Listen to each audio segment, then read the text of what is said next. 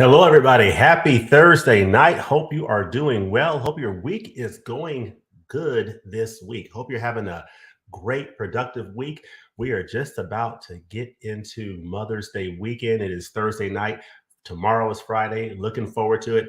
I have been working hard all week, folks. I have been going literally nonstop this whole week. I don't know about you, but it has been absolutely crazy. But I am very much looking forward to spending a little bit of time with you all tonight, talking about probably, if I had to think about it, I would say, you know what? The 70s has to be my absolute favorite decade of cinema. Of all the decades, because we cover all decades of cinema here at 20th and 21st Movies, from the 1920s, the silent film era, all the way up to current day. So we cover all decades of cinema. But if I had to pick one decade, if I was on a desert island and they told me you can only watch movies from this one decade for the next 10 years, it would be the 1970s. So looking forward to talking about 10 films that I have over here to my left that I have in a nice stack. Actually, I have 9 films in the stack over here. I got one that I do not have on physical yet. So I've got 10 films I'm going to talk about, 9 that I have on physical that I'll show you. I'll talk about 10 of them. And I want to hear what you all think about these movies and also hear about some of your favorites from this incredible decade. But before I get into these 70s films, I want to see who is out here in the chat. We do have a few people out here. And I want to talk a little bit about just what's going on in the world of physical media in general and what titles you guys are excited about that are coming out next week or that have come out in the last couple of weeks. What is on y'all's minds? Let's talk about that for a little bit, and then we will dive into the world of the 1970s. So let's see who is out there. We have an internet user. Evening, everyone. Evening to you. We have the man, Holland Oates. How are you doing? I'm doing well. Thank you for stopping by here. Corey, how are you doing, sir? We have Mr. Jim Powers. Hope you're doing well, Jim. Kira, how are you doing, Kira? Good to see you. Hope you're doing well. Hope you and Mika are both doing well. And we have Jim saying, "Agree, James. 70s is the best, hands down." Yeah, it's one of my favorites. It's there's just something about it, and I'll talk about what I love about this decade, but I just love the vibe of the decade. I love the music of the 70s. I love what was going on culturally in the 70s. It was a really cool and groovy time, if you know what I'm saying. I mean, it's just so nice to see. And I love seeing films that capture the essence of that decade. It's really a time capsule of a time that has gone by, you know. Kira, I absolutely love 70s cinema, James. Eager to see your pulls. Awesome. Yes, yes. Hey, Kira. Hey, Chef. Yep. People saying hello to one another. Kira saying hi to Holland. Let's see. Mika. Mika's in the house. How are you doing, Mika? Hope you're doing well. Mika saying hi to Holland. Hey, Mika. We have Joe MM. Love that intro with the 70s images and music. Yes, yes. I had to go with with some 70s. Had to go with the 70s vibe there. I just love the music of that era. Hey, Holland, my man. So Jim saying saying hey to Holland.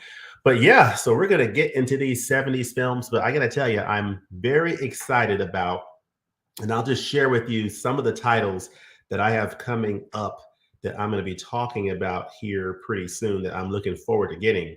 So on Tuesday on my doorstep, I expect to get the Criterion Collection edition of Targets. So that's the Peter Bogdanovich film. So I'm looking forward to getting that on this Tuesday, and I'll be doing a review of that next week on the channel.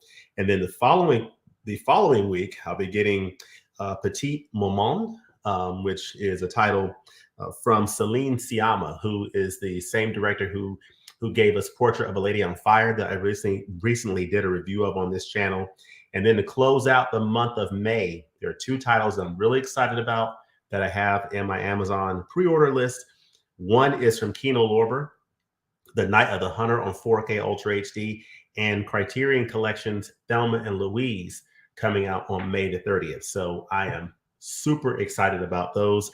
And then, of course, as we get to July, ton of awesome titles coming out from Criterion. On the Arrow side, I've pre-ordered that Bruce Lee box set, the Golden Harvest set. So it's a lot going on in the world of physical media and entertainment that I am super excited about. And plus, the next 30 days coming up, I was listening to I forgot his name. The What's his name? Oh my gosh. He's very popular. He does a daily news show, and he was talking about the next 30 days in theaters is power packed with a ton of exciting, theater releases, including Spider-Man Into the Spider-Verse, or Through the Spider-Verse, or whatever it's called, Fast X, The Little Mermaid. So a lot coming out in the theaters that people should be excited about. So let's talk about some of that as well. So Kira is saying, "Love Portrait of a Lady on Fire is incredible in the cinematography." Yeah, absolutely. Portrait of a Lady on Fire is an absolutely beautiful film. I mean, the cinematography is just out of this world, and it's a beautiful movie to watch. I think I said in my review that it's like watching a moving painting, a moving work of art. It is just so beautiful. By the way, Mika and Kira, I have some spearmint tea here that I'm drinking this evening. I love that Bigelow spearmint tea as well. So got that going, and I think we're at the end of the comments for now. And so let's talk about these 70s films. Let's talk about the 1970s. What was going on in the 70s? Well, there's a lot going on in the 70s. And if someone were to ask me, why is the 70s your favorite decade of cinema, I would just simply say that there was so much going on culturally. It was a time of change in this country here in the United States. It was a boiling point of culture, of history, social issues going on. The music was absolutely phenomenal. It was just an amazing time culturally. When you think about just all the things that were going on, and the great filmmakers who also came up during that time. So let me share with you a little bit of some slides that I have prepared here. Oh, yeah. So we have these four gentlemen started to come up big in the 1970s. So when you talk about, part of the reason why I love the 1970s is because you had filmmakers like Francis Ford Coppola, Martin Scorsese, George Lucas, Steven Spielberg, Brian De Palma, just doing their thing, in the 1970s. Gordon Parks, several other filmmakers doing their thing in the 1970s. Here are some of those filmmakers here. Of course, you also have Brian De Palma in this picture here. And of course, there was a lot going on culturally in the 1970s, in terms of, social things going on, protesting the war in Vietnam. There was, racial divides and issues going on. And there was just a lot culturally that was happening in this decade. Of course, this is a picture, from Vietnam, which at the time, I have to say, it was definitely a difficult time, because whenever I watch films about Vietnam, the one thing that really saddens me is the way that the soldiers were treated when they came home, from serving in the war. Of course, we have Pam Grier as well. So so that is a couple of things in the 1970s. So it was just a big time of transformation in the world of movies. So I've got 9 films here. I got 1 film on digital, and let's go ahead and get started. The first title here that I'm going to show, but actually before I do, I'm sorry, folks. I want to lay some ground rules here of my pulls for this week and next week. So I'm going to show 10 films in this live, and then I'm going to come live next week, and I'm going to show 10 more films from the 70s. There's a ton of awesome films from this decade that I'm not going to show, but I'm looking forward to hearing what are some of your favorites from this decade. The one thing that I focused on in these polls was I wanted films that were made in the 1970s, that came out in the 1970s, and were about life in the 1970s. So there are a lot of films that were made in the 1970s, but they were period pieces, so they weren't really about the 70s, or they were science fiction fantasy type films that had nothing to do with the 70s, but they happened a long long time ago in a galaxy far far away, and they don't really have anything to do with the 1970s. So films like that I've kind of excluded, as well as, Francis Ford Coppola, love his work, but certain mobster films that came out in the 1970s, the action actually takes place in the 1940s and 50s with the Corleones. So I don't include those two titans of cinema in my poll. So I just want to make that clear that these are about films from the 70s about life in the 1970s. So, with that, let's go ahead and jump into this first poll here. This is a title that I watched last night, rewatched last night, and I got to tell you, I absolutely love this film so much. It's one of Martin Scorsese's best films, hands down. It stars Robert De Niro, who, of course, he's a fixture in Martin Scorsese films. And what can I say? Taxi Driver is just an amazing, amazing movie. I have this edition here, that this digibook edition that came out several years ago that I really, really like. That folds out. You have this nice digibook here. And check out this back here. But this is a film that is quintessential 1970s. It takes place in New York City. It stars Robert De Niro. He is a taxi driver, and he plays Travis Bickle, who's a taxi driver, former veteran, and he has some issues, probably PTSD, based on his actions in this movie. They sort of make you think that he probably had PTSD, but he was pretty disturbed, and some things happen in this film that are pretty crazy. So great film. I love this digibook edition. There's also some cards that are in here that I will pull out here that are wonderful. I love these movie cards that they include in some of these releases.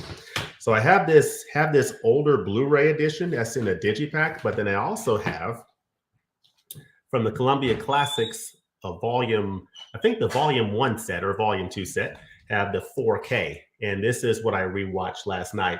And wow, this film looks so incredible. And what I love about Taxi Driver probably the most is the score. The music by Bernard Herrmann gives this film so much character. But this is just one of those classic films from 1970, well, from the 1970s. It's from 1976 actually, and it just puts you right there in New York City in the 1970s, right there in the city with all the grime and the filth of the city at that time, and it just makes you feel like you're inhabiting a place and you're inhabiting a time, and you're getting to know this character Travis Bickle and his slow descent into madness as it's unfolded on screen. Great supporting cast. You have Sybil Shepherd, you have Albert Brooks, Jodie Foster, just a fantastic cast. And I just love this film so much. Martin Scorsese himself also appears in this movie. There's a famous taxi scene here, which shows Martin Scorsese here in the taxi with Robert De Niro saying some things that I will not repeat here, but it was part of the script of the movie. But man, what an incredible movie. And it's a film that you can just analyze and dissect and just break apart and deconstruct in so many different ways. But it is a fantastic character study about this man and his descent into a very disturbed place. And there's a lot to say about where things end up and what that means and how different people interpret it. And I won't spoil that. It's just a movie you absolutely have to see. It is Taxi Driver from 1976. So this is the first film that I am talking about in this 70s film frenzy. Let's see now, what else are people saying here? Let me get down to comments here. I lose track of these comments, folks. sometimes. Let's see. Agreed, James. Perfectly stated, like a piece of art. Yeah, absolutely. Portrait of a Lady on Fire. It just looks like a work of art. It's so beautiful. Just saw the Friends of Eddie Coyle. Yes, yes. Robert Mitchum. Robert Mitchum starred in The Night of the Hunter. I guess 20 years before the Friends of Eddie Coyle, or 15 years before. So it's really cool seeing Robert Mitchum in both of those roles. But he is brilliant in both of those films. And you make me want to rewatch The Friends of Eddie Cole tonight. Josie? Yes, my friend, spearmint tea. Yes, indeed. I'll get another sip of it right now. And we see here Pam Grier, one of my favorite actors, did her best work in the 70s. She sure did. Just amazing. Love Pam Grier. Love Pam Grier. I recently watched another Siama movie from 2014 called Girlhood. Cool. Okay. That's awesome. The 70s, great films for horror. It gave me two of my favorites, Halloween and Alien. Yes, yes, ma'am. Two good ones. Top tier directors. Yep. Hal Ashby and Robert Altman. Yeah. And that's the thing, folks. I'm going to go over 10 films here, but these films just barely scratch the surface of the great films that came out in the 70s.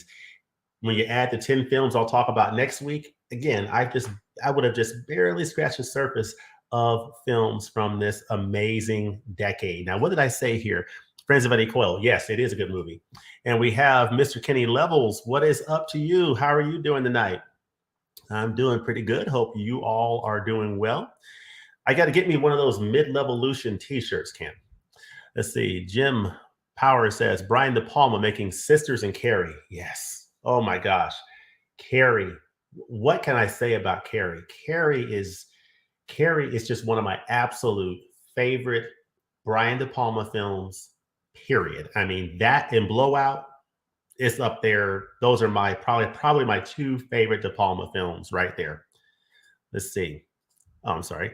Brian De Palma making Sisters and Carrie, they really stuck with me and they still make me squirm. Yes, absolutely. Jim saying hey to Ken.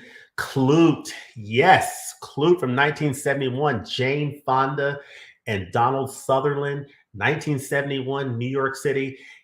For those who follow this channel, you know that I am really big on films from the 1970s. And I've really been loving the great work that Kino Lorber's been doing, restoring some of these old 1970s films like Marathon Man, The Taking of Pelham 123, uh, uh, Death Wish. I'm loving these 1970s New York City films being restored on 4K and just bringing that city to life for modern day audiences, because it's awesome to see, because you get to see New York City at a time very different than what it is today. I'm actually getting ready to go to New York City in a couple of weeks, but the New York City today is a lot cleaner. I mean, it's cleaned up. It's just a very different place than it was what you're seeing in the 1970s. So it's kind of cool to see that. One of my faves is Foxy Brown, Pam Grier. Yes. Love Foxy Brown. Gotta love Pam Grier. Yes, Mika. Coffee, Foxy Brown, and Friday Foster. Yes, yes, yes, yes. Taxi Driver. Yes, a lot of love for Taxi Driver. Jodie Foster, Sybil Shepherd. I love Albert Brooks in there as well. Taxi Driver. Okay, that's right. Y'all rewatched it for your Jodie Foster theme month. Yeah, it's an incredibly well done movie. I mean, the music, the atmosphere, it just immerses you in that time and in that place. You're like in the taxi cab with Travis Bickle. You feel like you're getting into the mind of Travis Bickle and going to some pretty dark places. Taxi Driver was wild. You really get to take in the city. Great cinematography. Yeah, I agree. I mean, from that opening shot where you see the fog and see the taxi come into the frame, and as it's moving through the frame, you see the title come up, Taxi Driver. Brilliant, brilliant. And the first shot that you see Sybil Shepherd walk into the political office, and you hear the music and you hear Travis Bickle talking. They cannot touch her. It's an absolute masterpiece. What can I say? It's a masterpiece. Have y'all picked up that I love Taxi Driver? Love that movie. Love it, love it, love it. One of my favorite Scorsese films. Yeah. I need to do a ranking of Scorsese films. That would be actually that, you know what? That would be a really good live stream. That would be a good community live stream. Rank Martin Scorsese's films. That would be a good live stream. Someone needs to do that. Ken, somebody, me, I don't know, whoever. Someone just needs to do it. Tim, whoever. Definitely got to rewatch Taxi Driver. Haven't seen it in over 15 years. Yes, definitely rewatch it. And I highly advise seeing it on this 4K if you haven't. It is a treat. It is so, so nice to see that 4K Ultra HD picture. It just, with Dolby Vision, it just really, it's like a fresh coat of paint on that film. It's absolutely beautiful. All the President's Men. Okay, awesome. Taxi Driver is one of my favorites, says Chris. Been getting more to 70 stuff recently. The Long Goodbye, Straight Time, Marathon Man. They don't touch Taxi Driver though. Yeah, I agree. I agree. Taxi Driver is in a class all its own. Those other films, all very good, excellent. Taxi Driver's a step above it, you know. Yes, Jim. Pam Greer's so good. Traveling Man's in the house. Hey, Traveling Man, James. Manhattan smells like weed now that they legalized it. Well, I guess I'll be smelling it when I get up there in a few weeks. So, Adam says, "Hi, James. Hello, Adam. How are you doing? How are you doing? I think you mentioned that Toronto traffic is also as bad as Atlanta traffic. So, I think that's interesting." Mark Quincy Jones, Jerry Goldsmith, and John Williams did great film scores in the 70s. Yeah, I really admire it, and that's an element that I think is so important. I mean, we give so much credit to the director.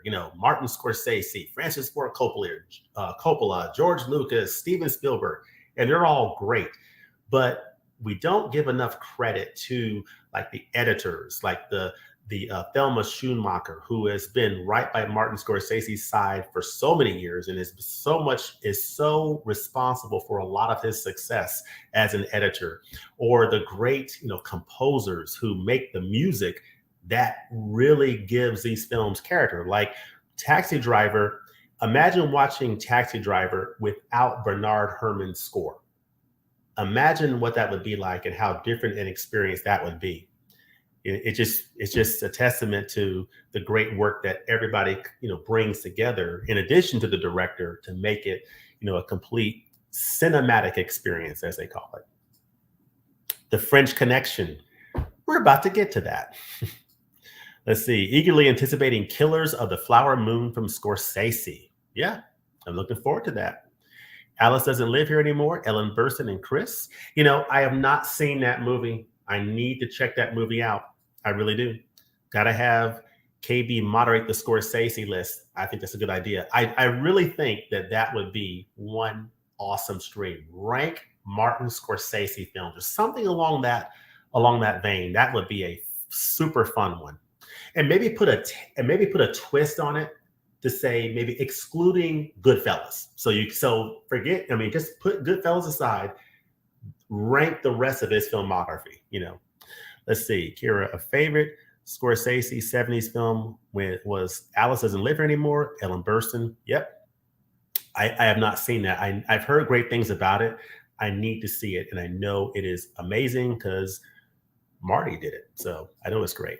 Great point. The composers and cinematographers of the 70s were just as important. Yeah. So it's the editors, the composers, the cinematographers. I mean, the DPs, directors of photography. So much credit belongs to them.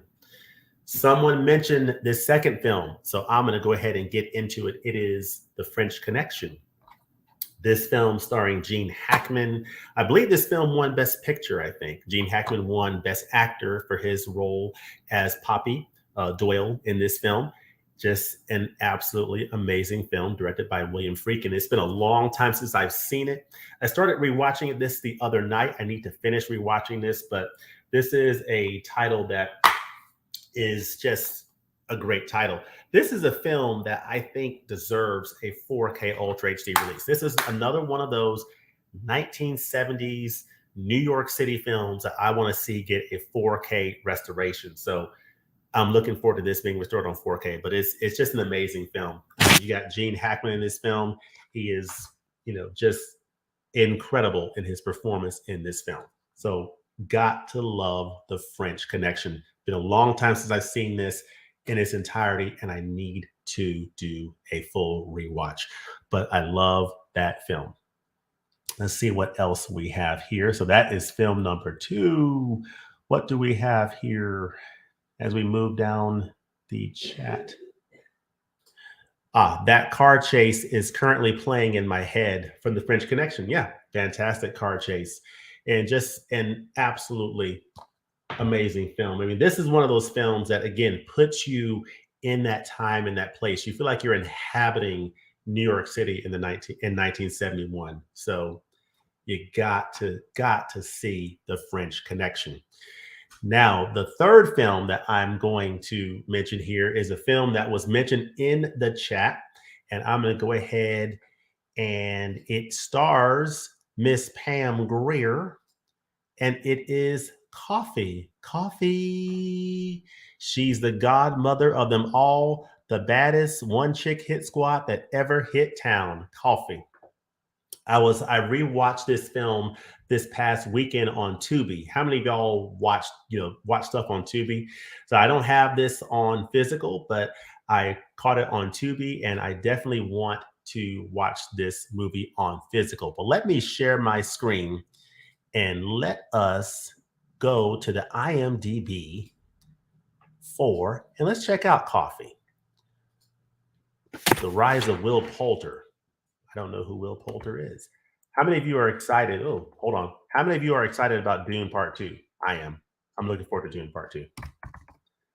It'll be really good. Denis Villeneuve. Denis Villeneuve, excuse me. So yeah, so this is Coffee. She is a nurse. Coffee, Pam Grier plays a nurse in this movie. And she's a nurse that is involved in more than just the medical field. She is a vigilante by night. So she's a sexy Black nurse, takes vigilante justice against inner city drug dealers after her sister becomes their latest victim. So her sister falls victim to drug dealers, and man, Coffee is taking no prisoners. She is out there taking care of business, and it is awesome seeing Pam Grier just out there doing her thing in this movie. It's one of those Black exploitation, films, but it's just an absolutely phenomenal film. I love Pam Grier in this. I love the supporting cast. The actors in here, like Booker Bradshaw, who plays Howard Brunswick. He plays like a politician that Coffee is in a relationship with. You have William Elliott, fantastic actor who played Carter, who is another love interest in this movie. But you just gotta love these classic films from the early 1970s and these strong female leads. I love Pam Grier in this movie. Now here we see sweet bad song here, which is pretty cool. That is another cool movie, but I absolutely love Coffee. And I'm sure if you see this, you will love Coffee as well. She's the godmother of them all, and she is the baddest one chick hit squad that ever hit town. Coffee. So let's see here. Let me close that and come back out to here. And let's see what you all think about The French Connection and Coffee. What do y'all think about The French Connection and Coffee? JG. Oh, hello. How are you doing? Thank you. Janet, Alice doesn't live here anymore. Yeah, I'm hearing a lot of love for Alice doesn't live here anymore. So I'm definitely going to write that down because I need to add that to my watch list. Alice doesn't live here anymore. I've got to watch that. I may watch it this weekend. I know it has to be awesome because it's Marty, and I'm hearing several of you mention it. And that's part of the reason why I love doing this channel. One of the reasons is because I'm getting so many great film ideas, from you all. I mean, not only do I get to share my thoughts on film and we get to share thoughts together, as part of sharing those thoughts on movies together, I'm learning about films I never heard of or films that I need to check out. So Alice Doesn't Live Here Anymore is one of those films. So I'll be checking that out. See, how goes it? How goes it, JG? It goes great. I consider Thursday to be the unofficial start of the weekend. So I'm doing awesome right now. I'm looking forward to, it's going to be a busy day of work tomorrow. Got a lot going on. I got to actually drop off my son. And he told me it's 6:45 in the morning. He has like an early basketball thing. So I got to drop him off early and then head to the office and put in some work and get back and find some time to pull together all my stuff for Mother's Day. So I'm a busy man these days, but it's all good. Traveling man, what are they waiting on with the French Connection on 4K? Yes. What are they waiting on? Whoever wants to do this now, who is this? Is 20? Well, this is 20th Century Fox. So this is probably owned by Disney. So that sort of gives me pause as to putting a lot of hope in seeing a 4K, but maybe we will see it at some point. We shall see. That and Sunset Boulevard. Oh my goodness, that Billy Wilder film, Sunset Boulevard, that needs a 4K. I love The Apartment on 4K. I love Double Indemnity on 4K. Those are two amazing Billy Wilder films that phenomenal. Two of his best movies on 4K, and I love both of those editions from Criterion and from Kino Lorber. But we need Sunset Boulevard on 4K. That would be a knockout. Fingers crossed on that. French Connection classic. JG likes French Connection. Jim Powers says yes. Yes, Pam. Coffee. Yes, absolutely. Janet, you might feel different about Alice now. Okay. Feel different about Alice now. Okay. Never seen Coffee or French Connection, but we'll definitely check them out. Yeah, they're definitely worth checking out. I mean, and that's part of what I love about 70s films is that you have, some diversity in different types of cinema. You do have those black exploitation films. You have, just different types of movies. Other, black stories told in a different way that's non-black exploitation. You have these like crime movies. Just some awesome films from the 1970s. Love it, love it, love it. It was shot in 18 days, which is amazing. What, the French Connection was shot in 18 days? Got to have Coffee on the list. It would be blasphemous not to. Yeah, I mean, I had to include it. I don't have it on physical, but I definitely have it on the list for sure. Pam paved the way for so many female action leads, in my opinion. Yeah, absolutely. I love rewatching Coffee. I want to go on and see Foxy Brown again, and then I want to see Jackie Brown. I want to rewatch Jackie Brown, the Quentin Tarantino film, which is another movie I want to see on 4K at some point. Let's see, Dan. Yo, how are you doing? Coffee is on my list. Awesome. Your San Fran video is living in my head rent free. Had no clue there was a Vertigo walking tour and want to do it, but I'm in England and don't have the funds to come to America. Well, yeah, yes, I was in San Francisco recently, had a great time, had a chance to go to the Golden State Warriors game, walk across the Golden Gate Bridge. I had a chance to see the Alcatraz, exhibit, or the Alcatraz prison on Alcatraz Island. And I really, really enjoyed that. And the one thing I didn't get to see, though, was on Sundays at 11 a.m. local time. So 11 a.m. Pacific time, I believe it's 11 a.m. They have, and this is on San Francisco City Guides or City Tours, they offer a walking tour of the Alfred Hitchcock Vertigo, like walking tour. Of course, as you may know, Vertigo was shot in San Francisco. That's where it took place. And so, a lot of those areas are still there or sites to be seen from the movie. So definitely check that out. I wish that I had checked it out when I was there, but had another commitment. But the next time I'm there, I've got to make a point to do that Hitchcock Vertigo walking tour. I saw the Back to the Future musical earlier today, and it was absolutely fantastic. Great. I have not. It's been a long time since I've seen that film. Terrence Malick's Badlands, 1973. That is a really good one. Martin Sheen, Sissy Spacek. Fantastic. Great Criterion edition.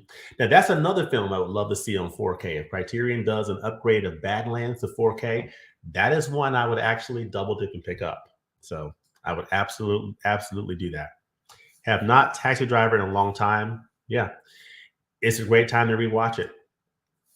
Kira, give it another go, Janet. Really highlights a woman coming into her own in spite of the adversity thrown her way. Single mother, waitress, seeking purpose, possibly true love. Mm. Yeah, I've gotta check it out. I've got to check out Alice Doesn't Live Here Anymore. Gotta do it. See, so Dan's saying I'm trying to find the Arrow video Blu-ray of the apartment, but it's out of print. Find it for, but it's a toss-up between that or the MGM release. Okay. Well, the Kino 4K of the apartment, really nice. So that is certainly recommended.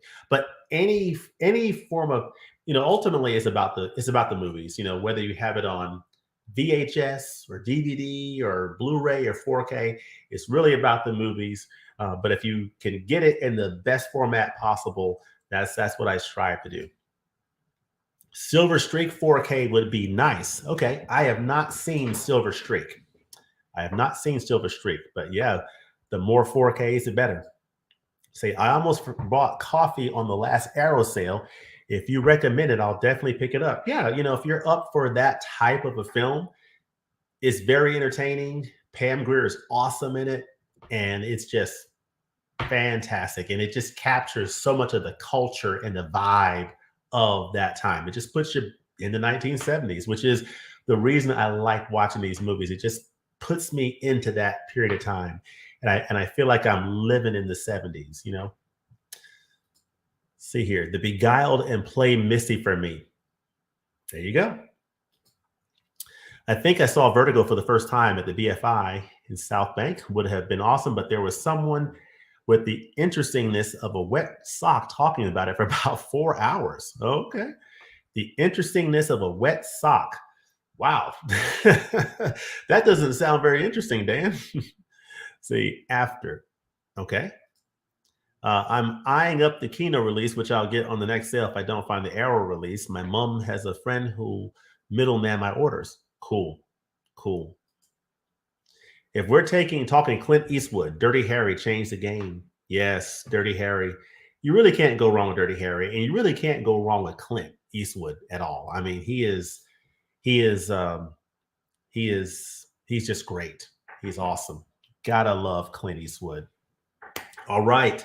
What is next on the list? So far, we have covered some great films. We've covered Taxi Driver, one of my favorites. We've covered The French Connection. We've covered Coffee, those three films.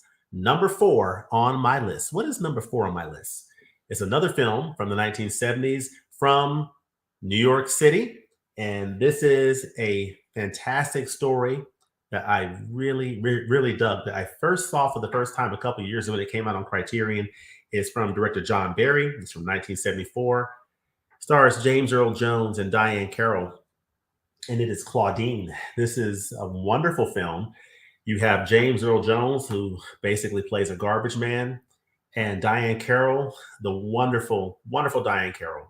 She plays a single mom. She has her kids, and James Earl Jones's character and Diane Carroll's character, they develop a relationship, and they just navigate life as in the early 1970s and some of the challenges that life presented in the 1970s for people of color. So just an absolutely wonderful film, wonderful romantic story in many ways, but also a story about family, about life, and just about real life and real people. And the relationship between these two and the relationship with the kids is just a wonderful, heartwarming story. This is a great Criterion edition.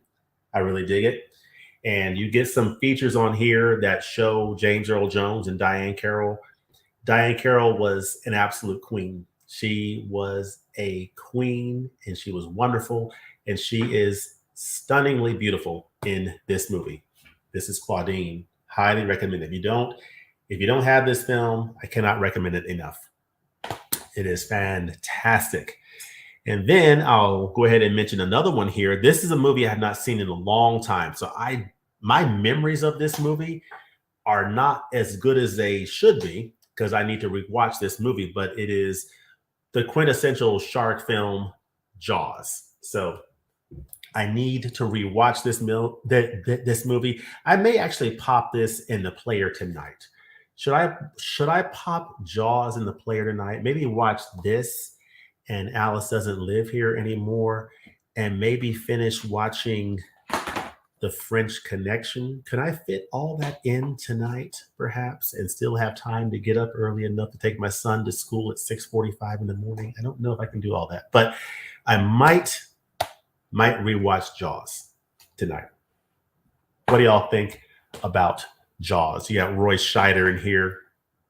Just absolutely, absolutely fantastic. Roy Scheider, Richard Dreyfuss, amazing. And a mechanical shark, terrorizing folk. Let's see here. Where did we leave off on the comments? Let me see here. The word I was thinking of was charisma. Charisma for Clint Eastwood. Okay. I love Claudine. Me too. Love Claudine. Kira loves Claudine. A must on one's list. See, JG. Oh, yeah. Shark or a fish there. James, your word is always good enough for me. Ordering Claudine as I type. Oh, Jim. Oh, my goodness. Well, yeah, I think Claudine is definitely worth watching. It is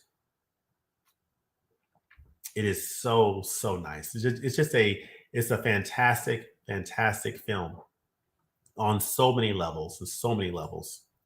Save Jaws for Memorial Day weekend or July the 4th. Ah, that's right. That's a good thought. I'll probably make this my Memorial Day weekend watch. So good recommendation on that.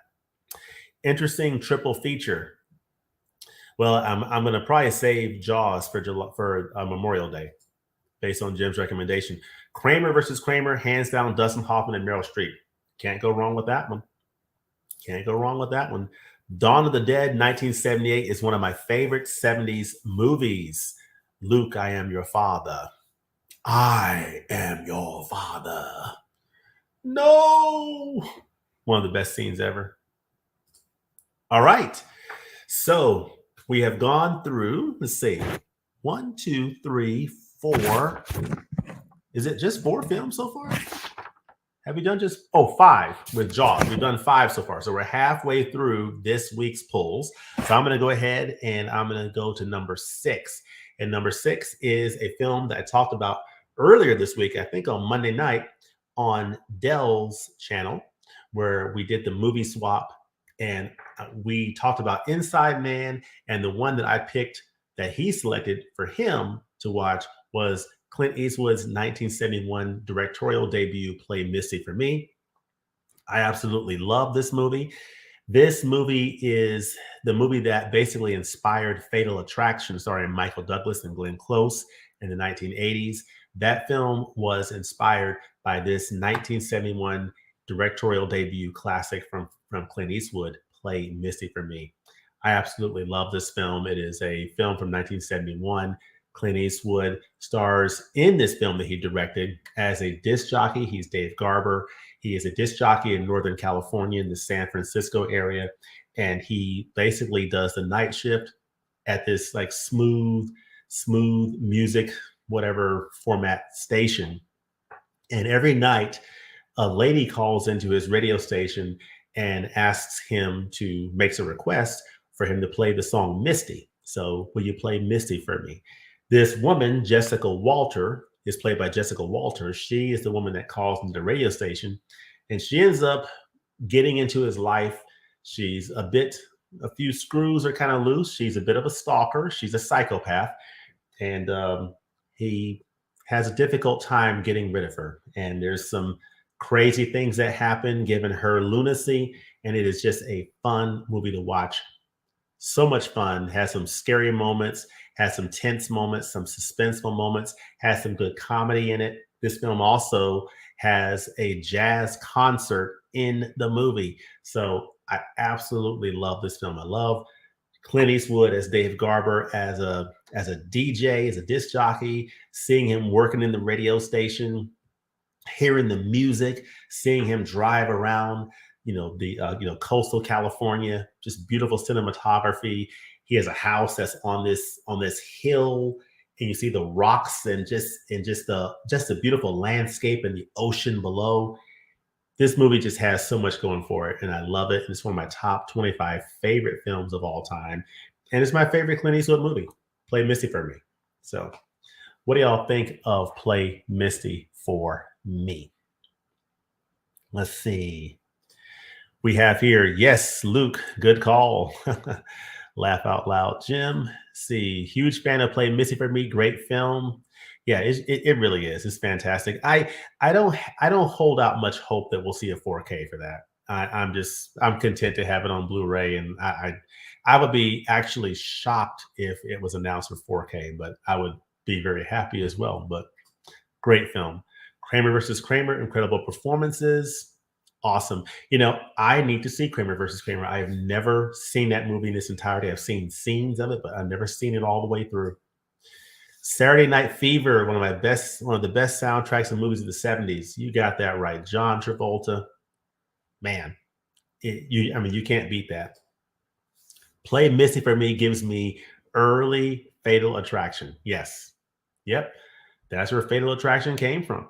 100%, inspired by Play Misty for me.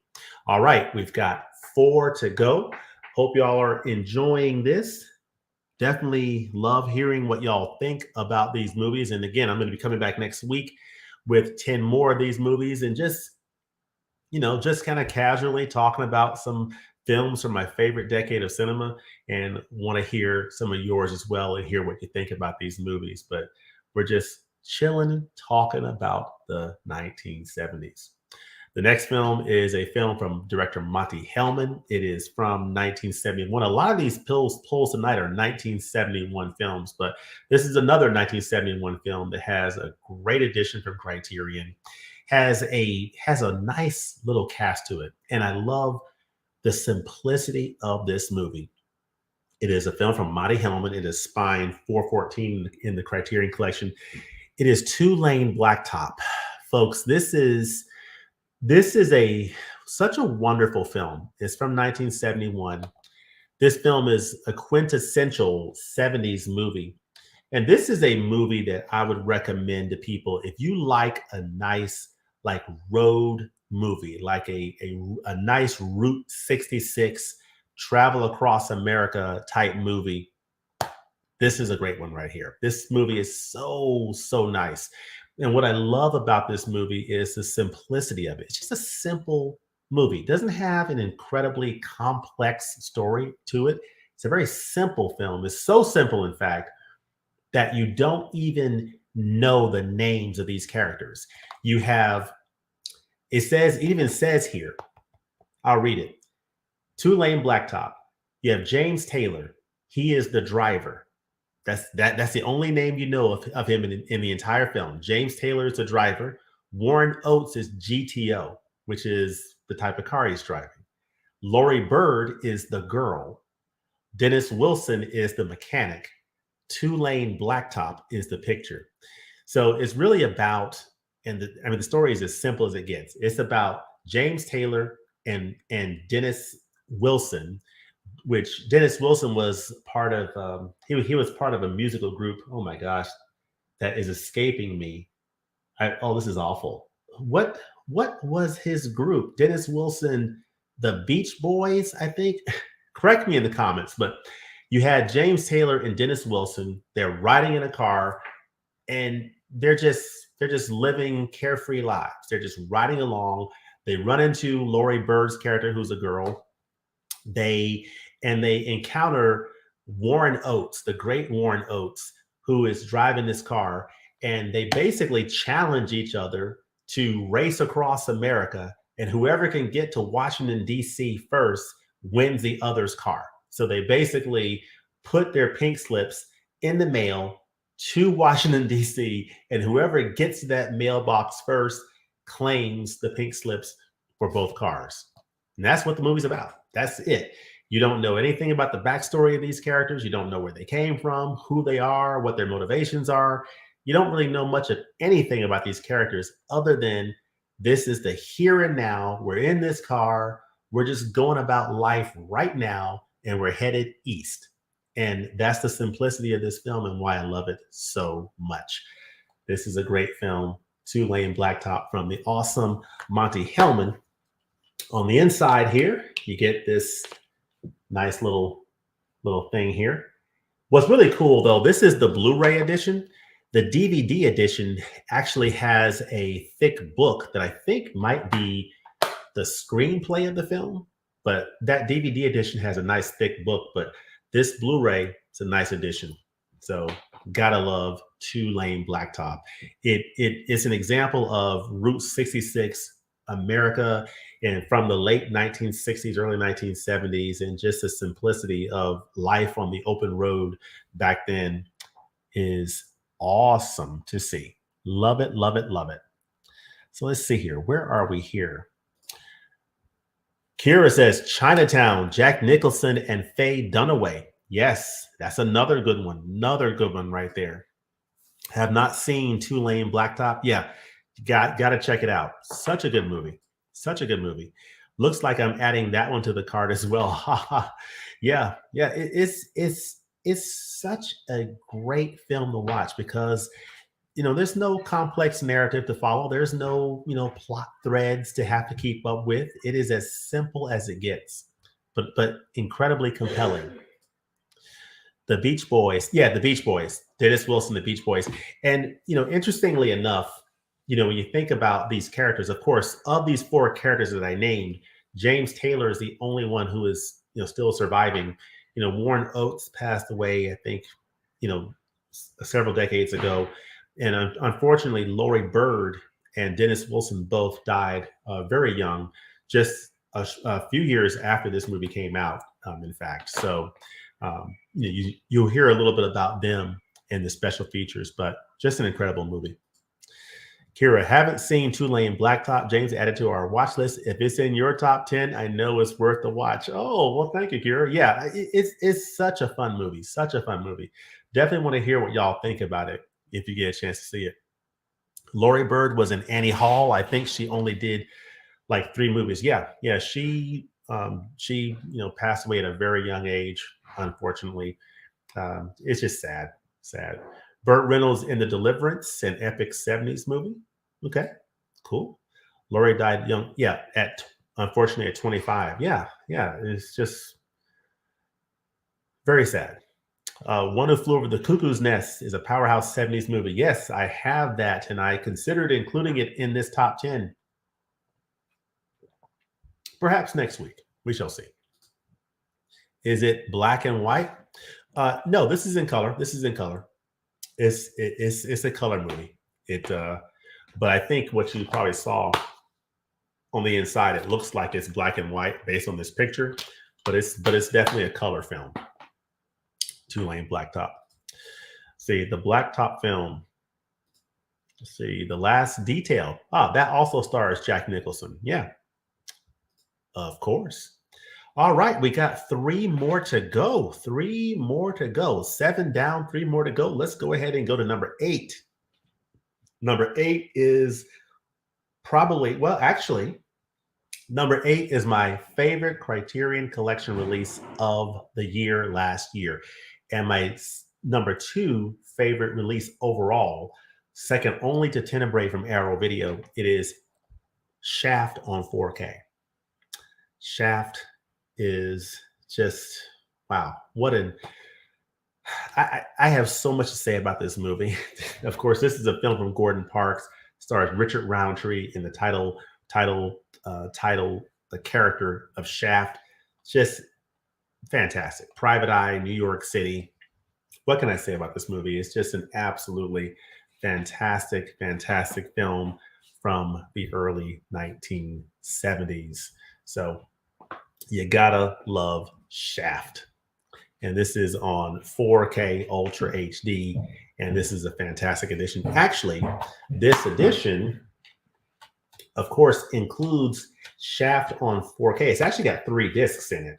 So you have the pamphlet here. But this 4K release is out of sight, folks. You got the 4K of Shaft on the 4K disc. You also have another movie, Shaft's Big Score, on Blu-ray 2. And on the first Blu-ray, you have the special features. So just fantastic. The special features for the Shaft 4K edition from the Criterion Collection is phenomenal because it includes a lot of material about Gordon Parks, the director, which is great, and also Isaac Hayes, who did that amazing score. You hear a lot about Isaac Hayes on these special features, and it's a treat. If you love this movie, if you love this series, if you love films of this type, definitely get Shaft on 4K Ultra HD from the Criterion Collection. It is more than worth it.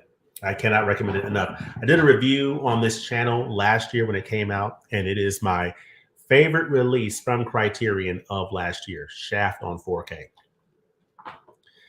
You dig it? Can you dig it? Can you dig it? I can't do it like Isaac Hayes. Why am I even trying? Let's see. James, you might have to do 3 parts of this series. Too many great films. Yeah, and Jim, that's a great point. I could do part 3, 4, and 5. I could do 10 films each, and I would still only be scratching the surface of the great films that came out in this decade. And that's part of the fun of doing this is, we're just kicking back, talking about just 10 great films, but then there's so many other great films. I've already added to my list. Alice Doesn't Live Here Anymore. It's definitely on my list. I'm actually going to go after this stream. I'm going to go on my phone to IMDb and see, is it available on streaming? See if it's on physical. I might even order it on physical.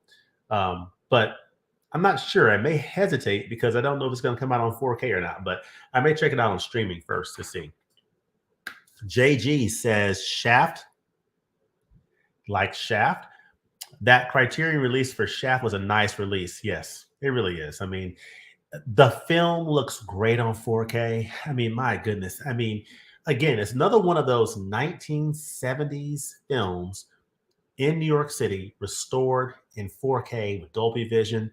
It just brings the city to life. It just, the detail, the depth, the clarity, the colors. It just, what I love about these restorations is when done right, it doesn't make these films look like they were shot yesterday or make them look like modern day films. It's because that's not really the intent of what you want to do. What you want to do is you want to clean these films up. You want to restore them. You want to make them look as good as they can look based on the intended look of the film and the way that the film was shot in this photography. And if you do a good job of cleaning up the image, scanning it in 4K, retaining that natural film grain, but just cleaning up the image and just bringing it to 4K resolution, which you can do for movies that were shot on film. There's so much detail in that film that is 4K and beyond that you can pull out of those images with the proper restoration, and just putting them on native 4K just brings those films to life in a beautiful way. So I love it. He is a bad mother. Shut your mouth. That's right. Shut your mouth. The Deer Hunter. Somebody's reading my mind. Another horror gem from the 70s we like that doesn't get enough buzz is When a Stranger Calls, 1979. Okay. I'll have to check that one out. I most certainly dig it. Yes, I dig it too. Love Shaft. Your list is on fire. So thank you, Kira. I appreciate it. Yeah, I mean, who is the man? I mean, that Isaac Hayes, that Isaac Hayes. I mean, it's on my Spotify. That Isaac Hayes song is just incredible. I mean, and so much of what makes the movie what it is. Let's see here. What a decade of film. Oh yeah, indeed, the 70s. I mean, you just can't beat it. 2 more to go. So 8 down, 2 more to go. We got more next week, but let's go to Mr. Sidney Lumet and Mr. Al Pacino. I recently got the 4K release of Serpico that I really enjoyed. And I had watched it for the first time a few weeks ago, did a review on this channel. Man, really enjoyed that film and enjoyed Al Pacino's performance. That was from 1973. A couple years later, Lumet and Pacino they teamed up again, and they put this film out, Dog Day Afternoon, as I'm avoiding the glare of my lights here. Dog Day Afternoon, Al Pacino. What a film. It's him and his gang are robbing a bank, and their motivation is to pay for, basically there's a couple of motivations, but they're doing it to finance a sex change procedure for someone that Al Pacino's character knows. It's an interesting film, but it is an example of a bank robbery, hostage standoff in New York City, and seeing Al Pacino in character in this incredible film from Sidney Lumet is just incredible. It's a great example of Al Pacino's acting ability, what he delivers in this film. It is just a delight to watch all the way around. This is a very simple release. All you get is the disc in here. So it's very straightforward. You do get a few features on here, the making of, and you get a 4-part documentary. You get a commentary from the director Sidney Lumet on this disc. This is a film I would absolutely love to get a 4K release. This is one of those movies where if they announce a 4K, I have this Blu-ray, I don't care. I'm double dipping. There is no question about it. I would absolutely get that 4K. It's just one of those great films. And it's an example, this along with Serpico.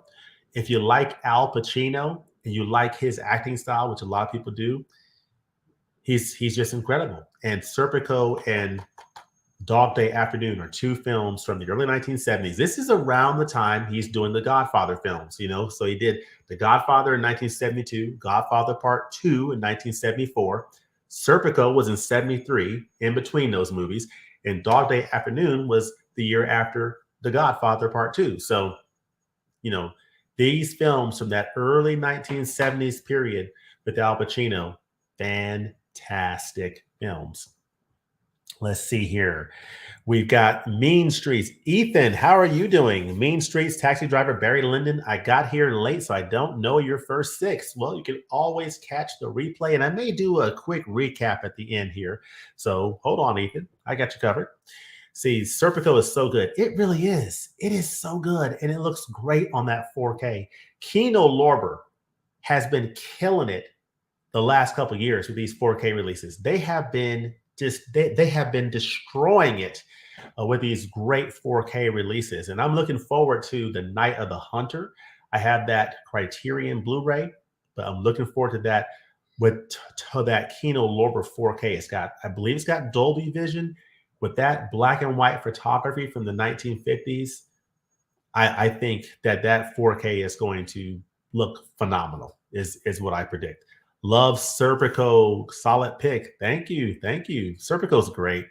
Love Dog Day Afternoon. There's a good documentary about the real story named Dog Day that's on Blu-ray. Yeah, it's based on a true story, which is really cool, similar to Serpico. So I think Sidney Lumet was drawing inspiration from these true stories in the early 1970s, and he, of course, had the perfect actor, to work with at that time, Mr. Al Pacino. Dog Day, really great. Yeah, 100%. Fantastic. Yes, James, great pick. That movie stayed with me for days when I first watched it. Yeah, Dog Day Afternoon. Yeah, it's so good. Serpico and Dog Day Afternoon are great cops and robbers double feature. Yeah, I totally agree. If you want to do, if you're in the mood for some Al Pacino films, and you just want a couple of Al Pacino films, you want to kick back and watch a couple over, say, a Friday night or just sometime over a weekend, just pick up Serpico and Dog Day Afternoon, and you are set. You are set up for a nice time, a treat.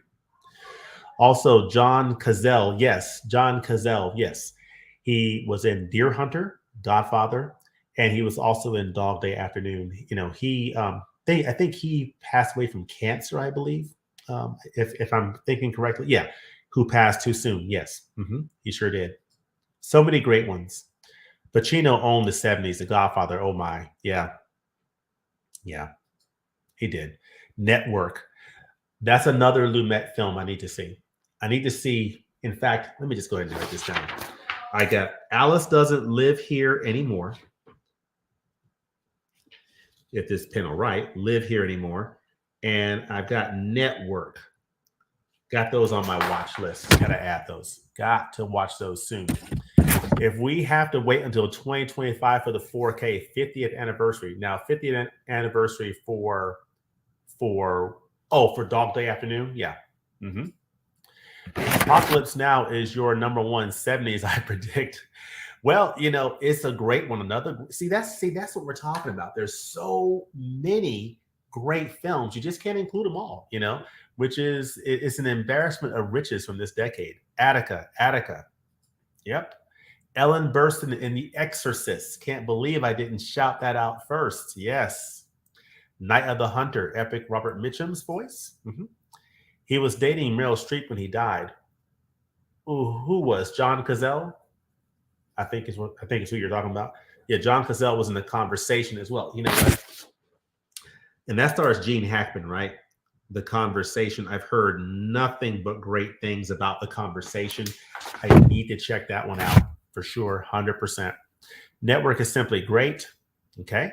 Good evening, my brother. Good evening, Z's. I think this is our first time connecting here. Z's Gaming and Home Theater channel. Welcome. And hope you're having a good evening as well.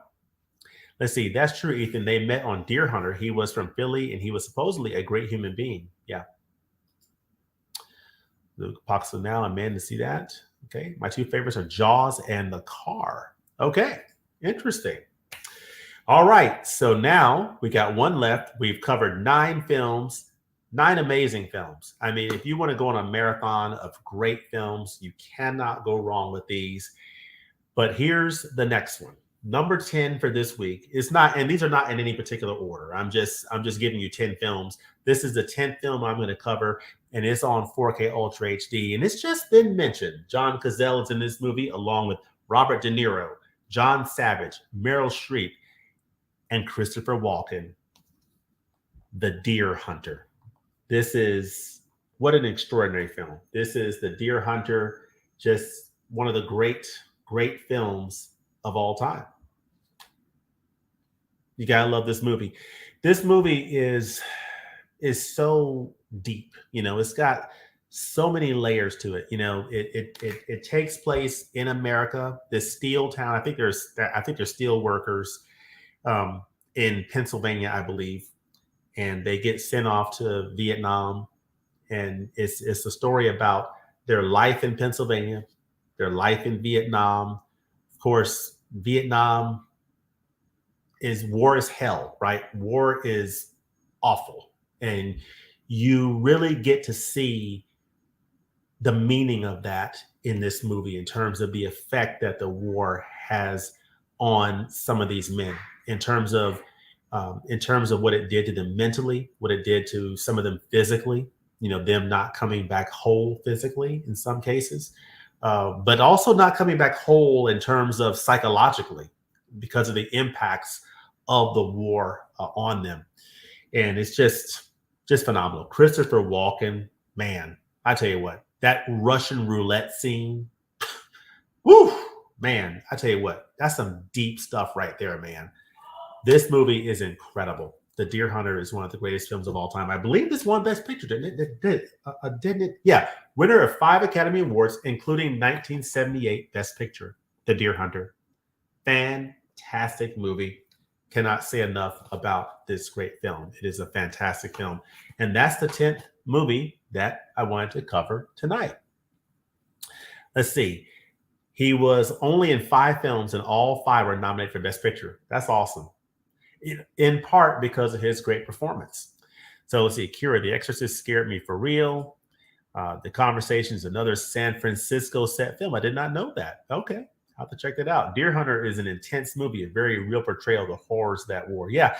I love films that talk about and share a perspective on the Vietnam War. I love those films. Love those films.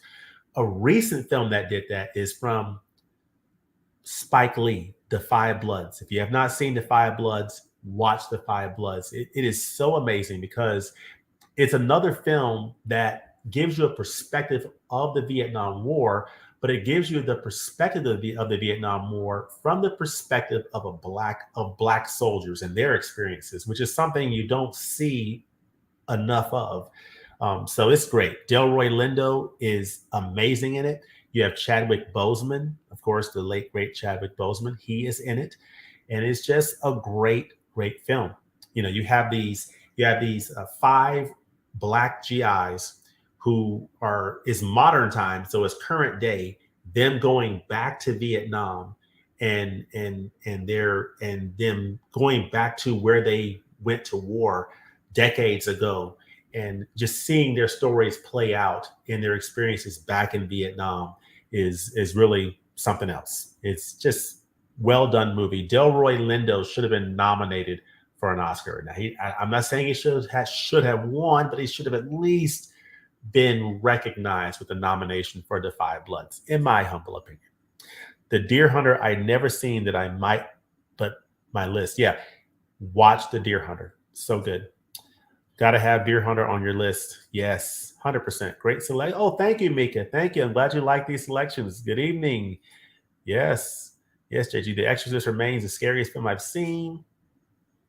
Let's see here. Chadwick Boseman is in that movie. Yes, he is. He is. Chadwick Boseman. Gone too soon. Lord have mercy. Gone too soon.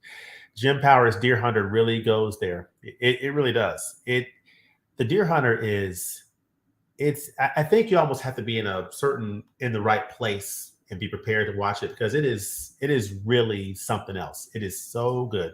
It won Best Picture, and it did for a reason. Deer Hunter was filmed right outside Pittsburgh and really captures that whole steel industry town atmosphere. I love that. Yeah, I mean, I love the atmosphere, the grittiness of it. So you have the steel town in Pennsylvania. You've got Vietnam. I mean, I love films that have that aspect of it. It's almost like two movies in one, so to speak. And with good storytelling, it can be very effective, and it works really well for me. Patton is an interesting watch. Good film about a very controversial figure. Okay, I'll have to check that one out, Kieran.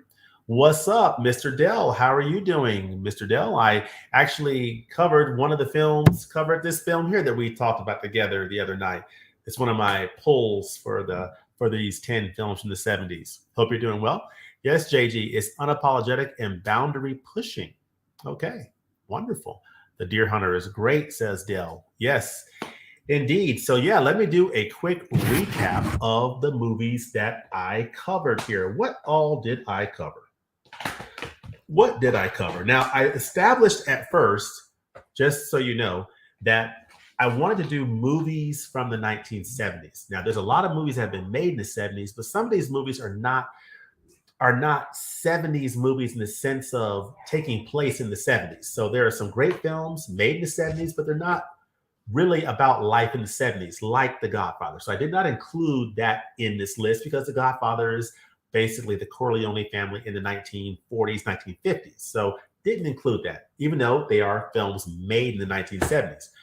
Star Wars came out in 1977, but it's not truly, I don't consider it a 70s film in the sense that this is a fantasy science fiction film that takes place a long time ago in a galaxy far away. So it's not really a 70s film in the sense of what I think about 70s films.